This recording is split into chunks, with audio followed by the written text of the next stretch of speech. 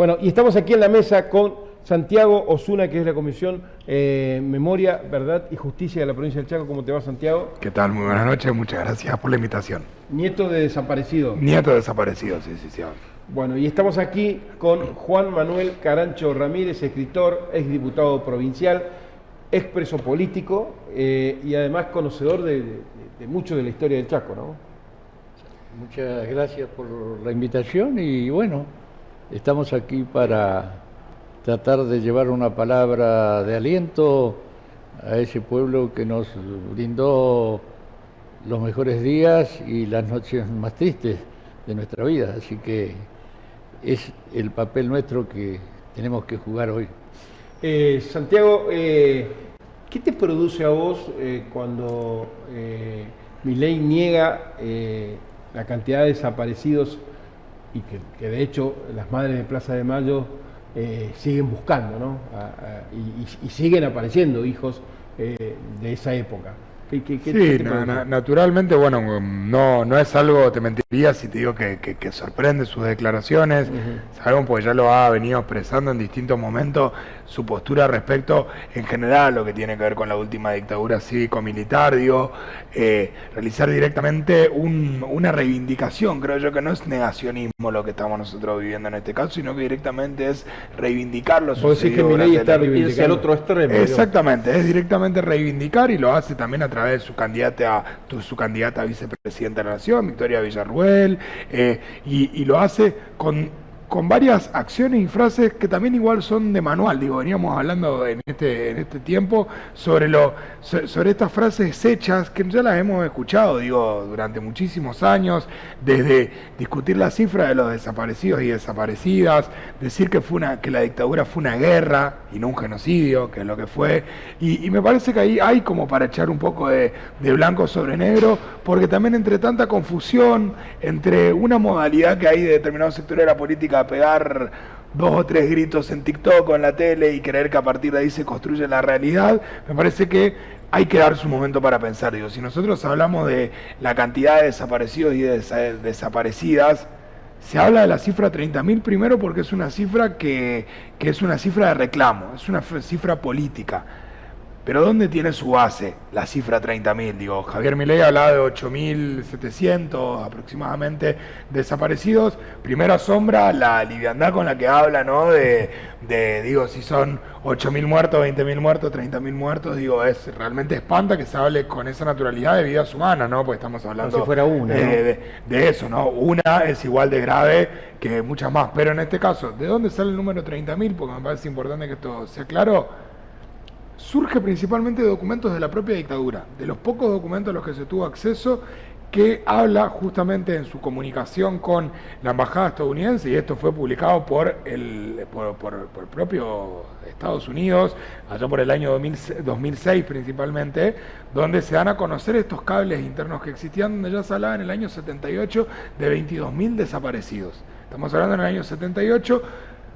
La dictadura siguió bastante tiempo más, naturalmente hasta el año 83, donde a partir de ahí siguieron un montón de detenciones y de desapariciones de personas. Es por eso que se constituye esa cifra de 30.000, pero a su vez es una cifra que siempre es abierta. Digo, nosotros no le estamos agregando 30.002, 30.003 cada vez que descubrimos un nuevo caso. De hecho, si nosotros analizamos solo en nuestra provincia, cuando se iniciaron las primeras investigaciones con el Registro Único de la Verdad, inclusive antes de esas primeras investigaciones, vinculados al Chaco hablábamos de 100, 110 desaparecidos y desaparecidas, y hoy con las últimas investigaciones estamos superando los 190. Digo, o sea, a medida que se puede profundizar la investigación se tiene más información, y no por eso naturalmente estamos modificando el número todos los días. Digo, por eso digo que es una cifra que es política y lo que hace es poner sobre la mesa el reclamo sobre la desaparición de miles y miles de argentinos. ¿Y por qué crees que prende este discurso en cierta parte de la sociedad? No en toda, en toda, y eso hay que dejarlo bien en claro, pero hay un 30% que está apoyando este discurso. Sí, ahí yo realmente tengo mis dudas si es ese 30%, digo, no sé si el 30% que vota a Javier Milei, Sí, efectivamente. cree esto, digo, y uno cuando por ahí empieza a hablar, y que tenemos además la suerte y la posibilidad de hablar mucho con personas de distintas edades, digo, nosotros a través de todo lo que realizamos dentro de los espacios de memoria, naturalmente tenemos mucho vínculo con muchísimos pibes, digo, más de 6.000, 7.000 chicos han pasado en lo que va del año, tanto por la Casa por la Memoria y Resistencia como esas peñas, así que hablamos constantemente con chicos y chicas, hablamos con sus docentes, y muchos de ellos inclusive que nos confiesan, digo, su simpatía política, ninguno está de acuerdo con reivindicar la dictadura. Digo, yo no creo que haya un argentino de bien o una argentina de bien que crea que esté de acuerdo torturar personas, secuestrar personas y arrojarlas al mar o al río, digo, más allá de cualquier diferencia que uno pueda tener, ¿no? Sí, sí, los desaparecidos, ahí vamos a corregir el título. Juan Manuel, ¿vos qué pensás de todo esto? Digo, con tu experiencia, además fuiste diputado... Nacional, sí, como sí, dijiste, sí, provincias. sí. Nacional, sí señor, disculpe el error. ¿Qué opinás de todo esto? Y yo lo que pienso es un poco desde la naturaleza del peronismo. El peronismo nació políticamente y transformó nuestra sociedad en una caminata festiva. El 17 de octubre fue eso, ¿no es cierto? No se le pisó el callo a nadie, y esto fue valorado a nivel internacional porque fue uno de los movimientos pacíficos que transformaron una sociedad sin lastimar a nadie. Esto para nosotros fue un premio, pero a su vez también fue un castigo. Porque nos pagaron, primero porque nos pagaron mal, ¿no es cierto? Y segundo porque nuestros abuelos y nuestros padres estaban convencidos que el camino de la transformación era de la casa al trabajo, del trabajo a la casa, y después el deporte, la educación, los hijos que se reciben, que entran, el ascenso social. Todo eso fue una hermosa etapa que vivimos nosotros, la generación que Néstor Kirchner llamó la generación perseguida, y que para nosotros fuimos parte de una generación feliz que después fue diezmada en la época de la dictadura. Y yo digo esto porque el rencor, después de rencor, nos tocó vivir a nuestra generación.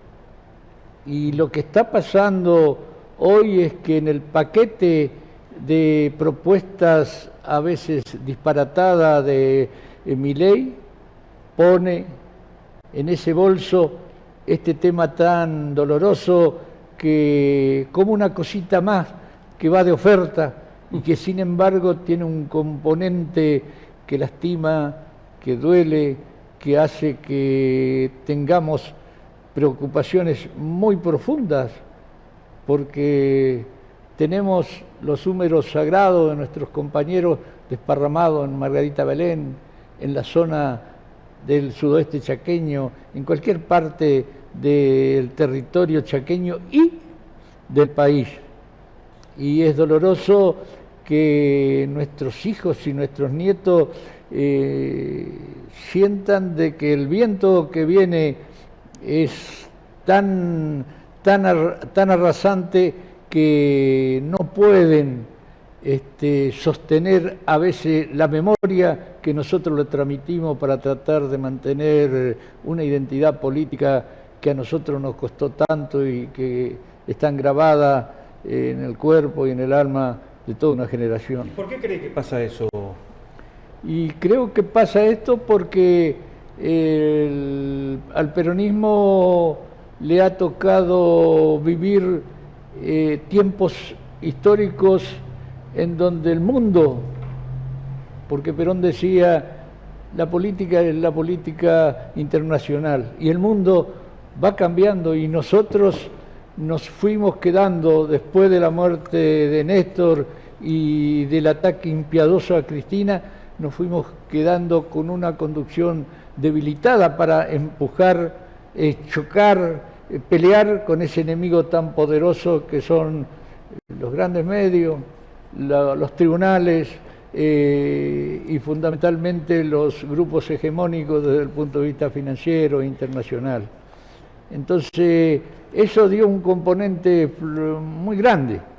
No necesitaban mandarnos los tanques, sino mandaban los voluminosos espacios de televisión, de diarios, titulares, y nos fueron atontando, nos fueron quitando esa cosmovisión mucho tiempo apegada a los mitos que nos hicieron fuerte en épocas más difíciles, porque yo pertenezco a la generación de la resistencia peronista y ahí los mitos caseros que construíamos era Evita vive, Perón vuelve, ¿no es cierto? Y Luchi vuelve, y eran cosas simples que nos costaban la vida, de muchos compañeros que nos costaron, pero después cuando se instaló los medios, tanto a nivel internacional como local, el bombardeo mediático hizo que la conciencia colectiva se subsumiera, ¿no es cierto?, y adaptara una especie de sentidos que le inculcan desde los grandes medios de televisión. El hombre ya no está solo. Nosotros antes íbamos a un barrio, a una villa, y nos sentábamos al lado de un brasero, charlábamos, y ese compañero convencido, cuando volvíamos a la semana, seguía con el convencimiento. Hoy vos te vas a una casa y hablas con uno, te vas de ahí y entra la televisión, entra el diario, entra ese bombardeo mediático que es nefasto porque construye los sentidos del tiempo histórico que viven los pueblos. Y que son medios que se dicen nacionales, pero son porteños. Claro. Están a la vuelta del obelisco. Santiago, ustedes que trabajan con los chicos, porque decías que justamente lo hacen acá en Resistencia y lo hacen en Sáenz Peña, ¿qué notas en los jóvenes de la actualidad? No, en la mayoría de los pibes y pibas más allá que de van, este tema, ¿no? Sí. No, que van a los espacios de memoria. Nosotros tenemos una lógica para trabajar en un espacio de memoria que tiene que ver, digo, hay un recorrido de lo histórico, de conocer la particularidad del lugar donde se está. Es distinto Sáenz Peña y es distinto Resistencia por la funcionalidad que ha tenido, pero sobre todo se trabaja la cuestión de inculcarle la importancia de la participación. Ese es el mensaje más fuerte que nosotros intentamos dar, digo, contrariamente a tantas cosas que se dicen que a veces se hacen en los espacios de memoria, digo, vinculado al adoctrinamiento y ese tipo de cuestiones. Nosotros siempre planteamos una cuestión central, que es el fortalecimiento de la democracia. Y para el fortalecimiento de la democracia es fundamental que tengamos el mayor nivel de participación ciudadana, particularmente en el rol que habitualmente nos toca, que es con escuelas mayormente secundarias, van también muchos chicos de primaria, van chicos inclusive de jardín e institutos superiores. Naturalmente la dinámica es distinta según el grupo, no es lo mismo hablar con chicos de segundo grado que hablar obviamente con muchachos de cuarto o quinto año, que además están en otra situación, que inclusive ya ejercen determinados derechos como el del voto, ¿no? Pero sobre todo es poder trabajar la participación y la importancia de la participación. Y si hay algo que a nosotros siempre nos sucede, es que realmente terminan muy conmovidos la mayoría de los chicos y de las chicas que están ahí, digo, y no es fácil, todos hemos porque sido... además es una historia reciente, ¿no? Es una historia reciente y además la fuerza del lugar, estar en un espacio de memoria, en un lugar que fue un centro clandestino de detención, y no que te la cuenten, sino de verlo, de poder realmente conocer esos lugares, te hace entender y tener otra perspectiva realmente de la historia, y te hace que no sea tan fácil estas relativizaciones que se hacen a veces, que son muy fáciles de hacerla en un set de televisión, cuando estás coacheado, cuando ya tenés pensado lo que vas a decir. Sí. Y otra cosa es cuando vos te encontrás con la realidad, y esa misma realidad se da a lo largo y ancho de la Argentina, digo, no solo aquí en nuestra provincia. Son más de 800 los lugares que han sido condicionados para ser centros clandestinos de detención, digo, y me parece importante rescatar esto porque cuando habla por ahí Javier Milei, habla de los excesos, ¿no? Durante la dictadura, que las fuerzas de seguridad o las fuerzas armadas cometieron excesos. Primero que que preocupa lo parecido que es su discurso al que tuvo Emilio Macera cuando declaró en el juicio de las juntas. Primero, que es realmente preocupante, a quien no lo haya visto lo invito a que lo vea, como realmente son palabras textuales y eriza la piel verlo de esa manera. Y por otro lado, uno no puede plantear como excesos algo que fue un plan sistemático. Acondicionar 800 lugares para convertirlos en campos de concentración y en salas de tortura, eso no tiene nada de casual, es sistemático, digo. Y eso se compruebe cuando uno habla con cada uno de los chicos y de las chicas, que yo siempre además los voy a bancar mucho, primero porque no me siento tan lejos de esa generación, claro. Digo, yo tengo 30 años, si bien hay ya una diferencia con un pibe de colegio secundario, pero sí realmente cuando a veces se habla de que los pibes están como muy dispersos o pensando por ahí en cualquier otra cosa, que no les importa nada. O que no les importa nada, realmente yo creo que sí. Que lo que sí pasa, y coincido en esto que dice Carancho, lo que sí sucede es que ante el bombardeo constante que hay de formatear personas que tengan una mirada del sálvese quien pueda, del individualismo, de decir soy yo y solo yo, es ahí donde nosotros contrastamos con la historia que contamos de esta generación diezmada. Porque contamos la historia de una generación que puso la solidaridad y lo colectivo por encima de lo individual, con el riesgo inmenso que eso significaba, porque era el riesgo de perder la vida. Era inclusive quedarse muchas veces ante un interrogatorio, mantener la boca cerrada porque sabías que le podía costar la vida a un compañero o a un amigo. Y entonces esos valores son los que a nosotros nos parece importante siempre poner sobre la mesa, el de la solidaridad, el del héroe colectivo, de que acá nadie se salva solo, no existe la posibilidad que uno se salve claro, porque solo. se habla con una liviandad de la picana, se habla con liviandad, se habla con liviandad, es como que se justifica. Yo la verdad que pensé que no iba a volver a escuchar, voy a cumplir 52 años, una palabra que me dijo hace 2 días una persona, me dijo, algo habrán hecho. Yo la verdad que quedé frío, quedé congelado, y te pones a hablar y te das cuenta que poco sabe de historia, ¿no? Quizás también ahí la erramos, ¿no? Nos vamos mucho, no digo que no haya que estudiar la historia del mundo, pero esta historia reciente, como bien lo decía bien Santiago, que vos también abordás en tu libro La Tusca, en los libros que escribiste, abordás la historia de Villa Ángela, del interior, de lo que costó, y me quedo con lo que decía recién antes de la pausa, Carancho, no hacíamos 20 cuadras de asfalto, pero lo que hacíamos lo festejábamos como que inaugurábamos un palacio, dijiste. Así es. Y ahora pasa todo lo contrario, parece que hacer asfalto es un hecho de todos los días. Claro. Pero ¿y por qué pasa eso? ¿Y por qué estamos tan inconformistas? Claro, porque hemos abandonado el componente, llamémosle espiritual, que la política incorpora a los hombres que conducen en los estados, tanto municipales, provinciales o nacionales. ¿No es cierto? Que es una de las cosas, de las fallas que tuvo Coqui, ¿no es cierto? Que es transformar una gestión en un exigente cumplimiento de los pasos que él proyecta y lo lleva adelante. Más allá del Pero Jauretche decía una gran verdad, ¿no es cierto? Vos cuando el criollo anda por el campo y ve una luz, tiene que acercarse, porque puede ser una fiesta y tenés que compartir con tu pueblo. O puede ser un velorio y tenés que acercarte a consolarlo. Quizás ese condimento espiritual, sentimental, ¿no es cierto?, le ha faltado a este inmenso hacedor que fue y que es Coqui Capitanich, que es un poco la contracara de nuestro presidente. Nuestro presidente es todo lo contrario a Coqui en su incapacidad para la conducción de un Estado y de hechos, llamémosles importantes en la construcción. ¿Qué crees que va a pasar en las próximas elecciones? Yo pienso de que que vos querés que gane Massa, vos sos peronista, claro, obviamente, pero ¿qué va a pasar? ¿Se va a repetir más o menos lo que pasó en las PASO? Yo pienso que el peronismo va a crecer, que los radicales se van a retirar un poco de Patricia y que muchos votos van a a escaparse de Milei. Así que quiso que vamos a hacer un papel,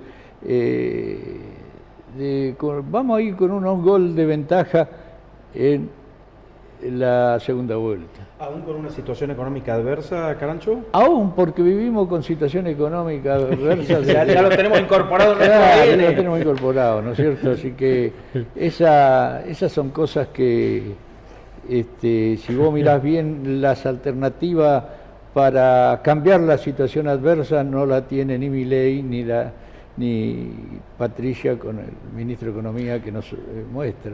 Yo digo cada tanto que la historia es cíclica y la verdad que hay hechos que vuelven a repetirse con el tiempo, con otros personajes, quizás con otros tintes, pero vuelven a repetirse lamentablemente. ¿Está amenazada la democracia con Milei?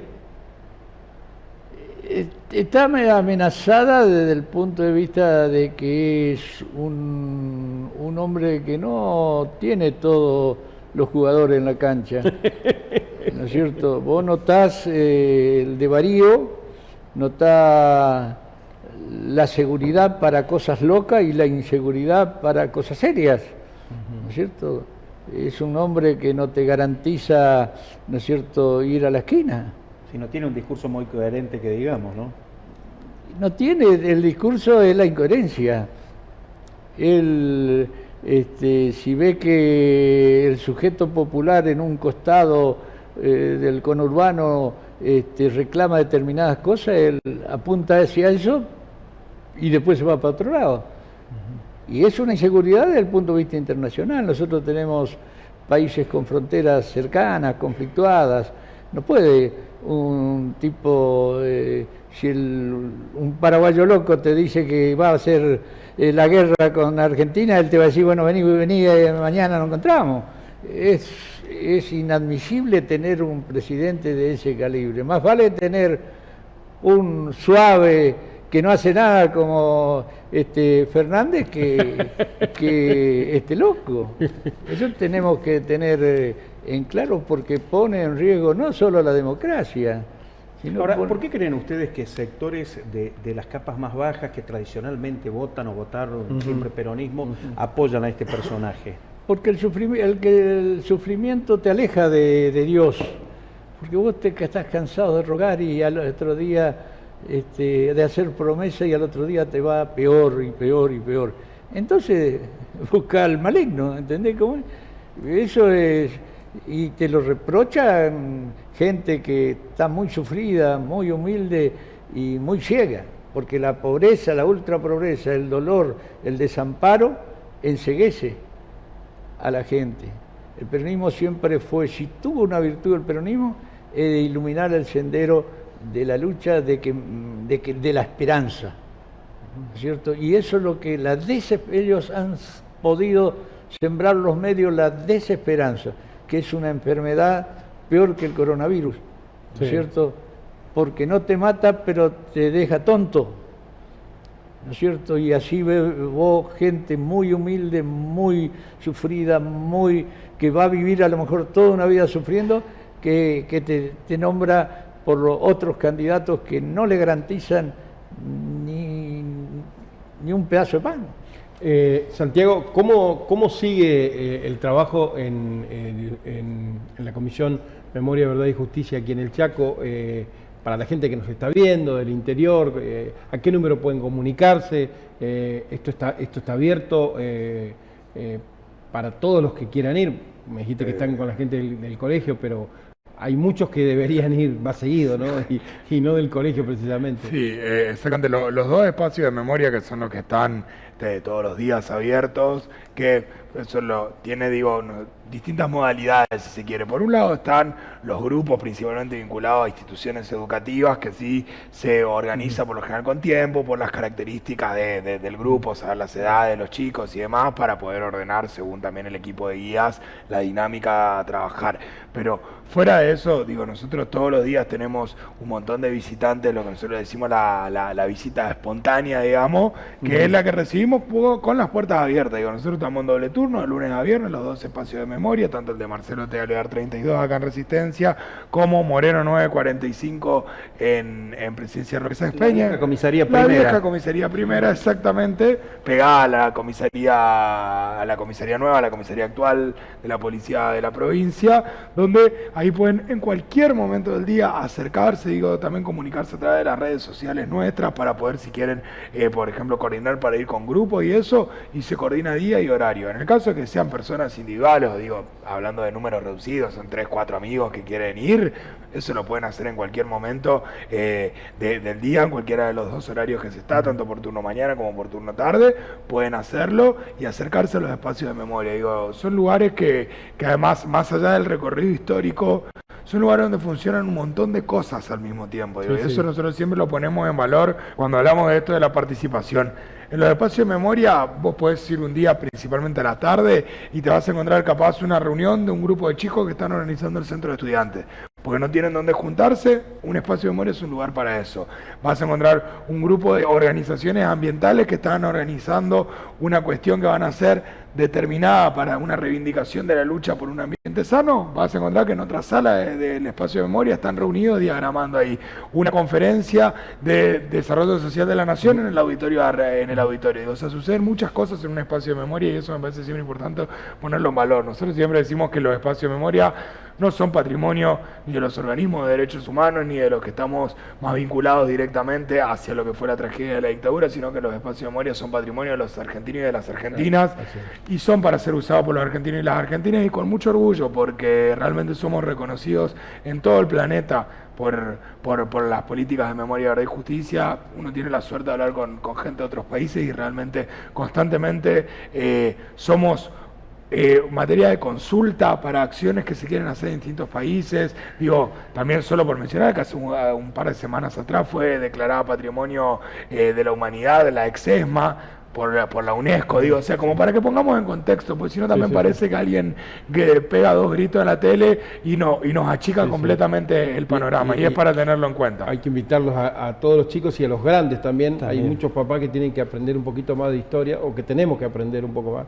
Bueno, gracias Santiago, y bueno, vos ya sabés, acá te conocen todos los chicos por el laburo que te felicito por el trabajo que estás haciendo y además, nieto desaparecido, desde tu resiliencia, hoy imagino todo lo que sentís, digamos, reivindicando a toda esa lucha que realmente nos llevó a tener esta democracia desde el año 1983. Así que felicitaciones. Sí, bueno, muchísimas gracias y sí déjame destacar que todo este trabajo que se hace se lleva adelante con el resto de los organismos también que integran, la Comisión Provincial por la Memoria, particularmente yo soy militante de Hijos, y también agradecer fundamentalmente a todos los trabajadores y trabajadoras de los dos espacios de memoria que realmente le ponen una vocación muy grande al trabajo que hacen todos los días.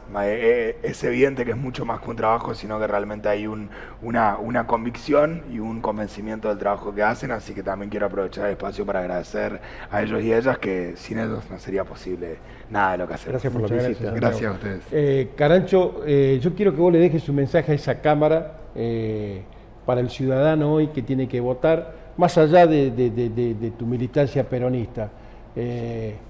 Porque siempre reivindico el trabajo y el conocimiento del interior o el conocimiento del país para poder hablar. Si no, yo digo, Milei no le contesta los mensajes a su candidato de la provincia. Digo, ¿cómo me va a llevar un tipo que no conoció el Chaco, que no vino nunca al Chaco? La verdad es que a mí me llama poderosamente la atención que se hable del Chaco como hablar de, no sé, hasta en algún momento, perdón por los hermanos bolivianos o paraguayos, nos tienen como que nosotros estamos acá en el norte y allá se maneja todo. ¿Qué mensaje le dejas a la gente? Mensaje de que acompañe la fórmula de Massa Rossi, porque en primer lugar porque ellos sostienen un proyecto nacional y porque nuestro líder y conductor, el compañero Capitaní, va a estar en la cercanía de la conducción del Estado Nacional. Y eso implica para el Chaco y para los nuevos gobernantes del Chaco una especie de rueda de auxilio para las horas más difíciles que tienen las economías del interior del país. Coqui conoce cada rincón, y si los que vienen no conocen, ahí va a estar el peronismo apuntalando la continuidad de la transformación del Chaco. Coqui lo dice en su libro, rescatando una frase del Eclesiastés, donde dice que hay tiempos para sembrar y hay tiempos para cosechar. Yo pienso de que ese tiempo tiene que darse a través de la conducción del Estado Nacional por los compañeros peronistas. Y la ventaja que tenemos es que ahí va a estar el montenegrino. Bueno, muchas gracias, Carancho. Gracias por a ustedes por invitarme. por tus libros también, y te vamos a volver a invitar. Bueno. Porque siempre leo La Tusca, ya lo leí, que es tu libro, y después me gusta leer después ciertos capítulos, volver a releer cuando contás la historia, porque es esa dulce nostalgia, ¿no? Sí, esa dulce nostalgia. que nos provoca en tu libro. Muchas gracias, muy amable. Bueno, muy amable.